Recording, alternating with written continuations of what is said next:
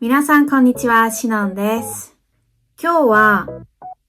最近私が経験した転職の面接についてちょっと話してみようと思います。実は私、本職は日本語を教えることではなくて、普段は環境に関する仕事をしています。簡単に言うと、環境保全に関わる仕事ですね。その中でも今は環境に関するデータを扱う仕事をしていて、環境の調査だったり、データの整理だったり、そういう仕事をしています。気づけば今のポジションについてからもう丸3年くらい経ちました。3年やってみて、もちろん学んだこともたくさんあるし、すごくいい経験にもなっているんですけど、最近ちょっとそろそろ違うこともやってみたいなって思うようになりました。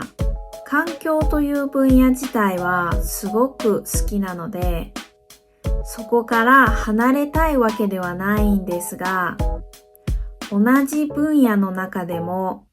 少し違うタイプの仕事に挑戦してみたいなと思って、最近ちょっと転職活動を始めてみました。でも実際にやって思ってみたのが、転職ってやっぱり難しい。多分転職を経験したことがある人なら、同じような気持ちになったことがある人も多いんじゃないかなと思います。まず、履歴書を書くのが大変ですよね。自分が今まで何をしてきたのかとか、どういうスキルがあるのかとか、どうやってアピールするかとか、普段そんなに深く考えないことをちゃんと言葉にしてまとめないといけないので、思ってたよりも時間がかかりました。そしてもう一つ大変なのが、やっぱり面接の準備。実は最近、会社の中で空いているポジションがあって、それに応募して面接を受ける機会がありました。ただ、社内の面接ってちょっと特殊なんですよね。というのも、面接をしてくれる人たちは全員同じ会社の人なので、顔も名前も知っているわけです。仕事で深く関わったことがある人ばかりではないし、たくさん話したことがあるわけでもないんですけど、誰かは知っているという状態、それがなんというか、ちょっと気まずいというか、変に緊張するんですよね。外部の会社の面接だったら、ある意味もう合わないので、まだ気楽な部分もあると思うんですけど、同じ会社の人だと変なこと言えないなとか、変な印象を残したくないなとか、いろいろ考えちゃうんです。ミスしないようにしようと思えば思うほど、逆にプレッシャーになってしまいました。面接のためにちゃんと答えも準備していたんですけど、いざ本番になると言葉に詰まったり、準備していた答えがうまく言えなかったりして、正直自分の中では100点満点中50点とか60点くらい、うわー、これさすがにダメだったかもって思うくらいの出来でした。しかもそのポジションって社内だけじゃなくて外部の人にも募集をかけているポジションなんです。つまり会社の外からも経験のある人たちが応募している可能性があるので、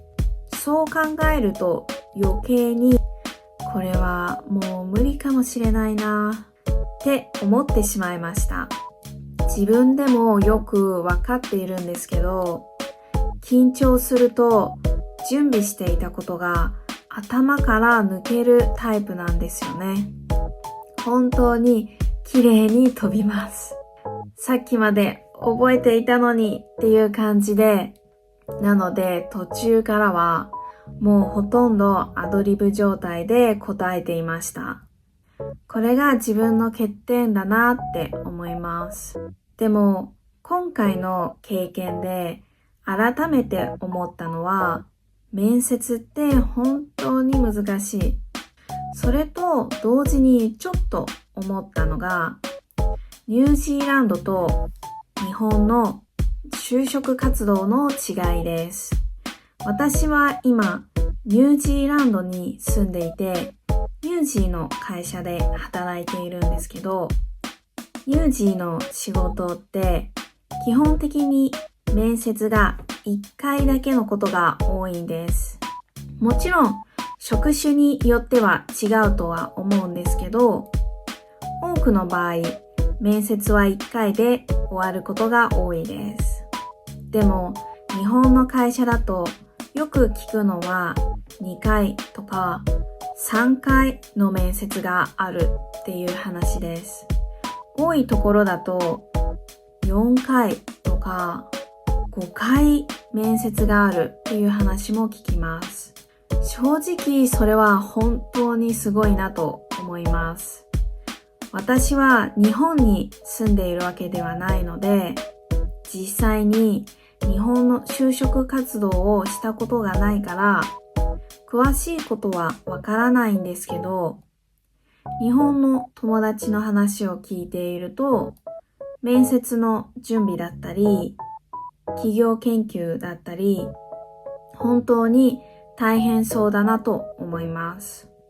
だから、ニュージーは1回しか面接ないから楽だよね、とはあんまり言えないんですけど、それでもやっぱりニュージーに住んでてよかったって思いました。もし今転職活動をしていて、面接うまくできなかったな、もっとこう言えばよかったなって落ち込んでいる人がいたら、多分それあなただけじゃないです。私も今まさにそんな感じなので、もしよかったら皆さんの面接や転職での失敗談もぜひコメントで教えてください。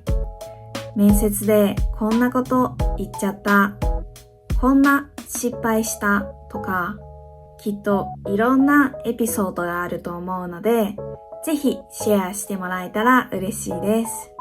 それではまた次回のポッドキャストでお会いしましょう。